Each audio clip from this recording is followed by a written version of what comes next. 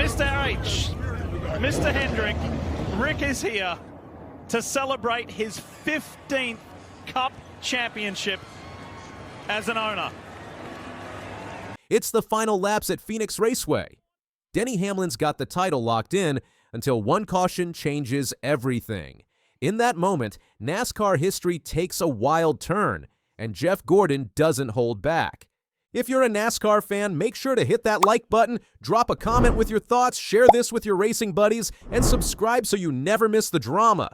Kyle Larson just won his second NASCAR Cup Series championship at Phoenix, but nobody saw it coming, not even his own team. This wasn't your typical dominant performance where the best car wins. This was messy, chaotic, and downright ugly. And Jeff Gordon, the vice chairman of Hendrick Motorsports and a four-time Cup Series champion himself, didn't hold back when describing it. Gordon looked back at the wild finish and said, "It wasn't the prettiest one that we've ever accomplished." Coming from a legend who's seen it all, that's quite the statement. Let's rewind to what actually happened at Phoenix Raceway. Larson and his number 5 Hendrick Motorsports team were struggling all day long. This wasn't a car dominating and leading laps. In fact, Larson admitted after the race that they had an average car at best. During the race, Larson's right front tire went down, he lost a lap, and his championship hopes looked done. The only reason he got back in contention was because of a caution that gave him the wave around. They were barely hanging on. Then came the moment that changed everything. With just 3 laps to go, William Byron, Larson's teammate and also a championship contender, got a flat tire and hit the wall. That brought out the caution flag, and suddenly, the entire championship was up for grabs. Denny Hamlin, who had been dominating the race all day, had it locked up. He led 208 of the 319 laps and looked unstoppable. But that caution sent everything into overtime. Here's where the strategy got interesting. When the field came down pit road, Hamlin took 4 fresh tires on his Toyota. Larson, on the other hand, only took 2 tires on his Chevrolet.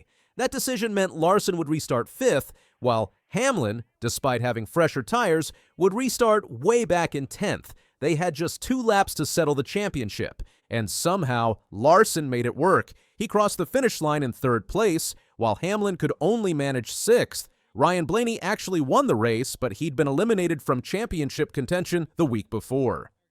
What mattered was that Kyle Larson just won a championship without leading a single lap. In the 11-year history of NASCAR's elimination-style playoff format, this had never happened before. Jeff Gordon was thrilled with the outcome, but even he had to acknowledge how wild it was. This championship came exactly 30 years after Gordon himself delivered Hendrick's first championship back in 1995.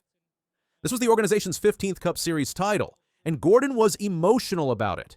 He talked about how much reminiscing he and Rick Hendrick got to do about that first championship and the trajectory it sent the company on. Then Gordon said, "And what a way to do it! I mean, just never quit, just all the way down to the last lap. You know, it wasn't the prettiest one that we've ever accomplished." Cliff Daniels, Larson's crew chief, was even more blunt. He said, "I have to acknowledge that it was a pretty ugly day for us. I think we were beaten on a raw pace, and after we had the flat tire, there weren't a lot of good things coming our way." Even Rick Hendrick admitted he didn't believe Larson still had a chance after all the problems they faced. But somehow, they pulled it off. While Hendrick Motorsports was celebrating, there was absolute devastation on the other side. Denny Hamlin sat in his car, motionless for several seconds after the race ended. He wiped his face with a white towel but showed no emotion. When he finally talked to the media, his words were haunting. Hamlin said, "I really don't have much emotion right now. Just numb about it, 'cause just in shock. We were 40 seconds away from a championship. This sport can drive you absolutely crazy because sometimes speed, talent, none of that matters. Hamlin was 40 seconds away. He had the fastest car. He led the most laps. He started from the pole. He did everything right, and it still wasn't enough. This wasn't just any loss for Hamlin either. This was his 6th time having a championship slip through his fingers." The 44-year-old from Virginia has been racing for Joe Gibbs Racing for 20 years, and despite 60 career wins, including 3 Daytona 500 victories, he still doesn't have that elusive championship. Hamlin's history of heartbreak is honestly painful. In 2010, he had a 15-point lead over Jimmy Johnson going into the finale, but struggled and spun out. Johnson won his 5th straight title. In 2014, a bad pit stop cost him. In 2019, his car overheated because of too much tape on the grill. In 2021, a late caution killed his chances. In 2022, Ross Chastain's infamous wall ride bumped him out by inches. And now, in 2024, another late caution ended his dream. After the race, Hamlin said, "Nothing I could do different. I mean, I prepared as well as I could coming into the weekend, and my team gave me a fantastic car. It just didn't work out. I was just praying no caution, and we had one there. What can you do? It's just not meant to be." Then he added, "Man, if you can't win that one, I don't know which one you can win." Hamlin had rented 3 houses in Scottsdale for 30 friends and family members to celebrate. Instead, he was consoling his crying daughters on pit road while the Joe Gibbs racing team stood around in complete disbelief. William Byron felt terrible about the whole thing. Even though his teammate won the championship, Byron knew his flat tire ruined Hamlin's race. Byron finished 33rd and said, "I'm just super bummed that it was a caution, obviously. I hate that. Hate it for Denny. I hate it for the 11 team. I mean, Denny was on his way to it. I hate that." So, where does Kyle Larson go from here? Jeff Gordon has massive expectations. When Larson joined Hendrick Motorsports back in 2021, he won the championship that very same year. Now, with his 2nd title, he's one of only 18 drivers in NASCAR history with multiple Cup Series championships.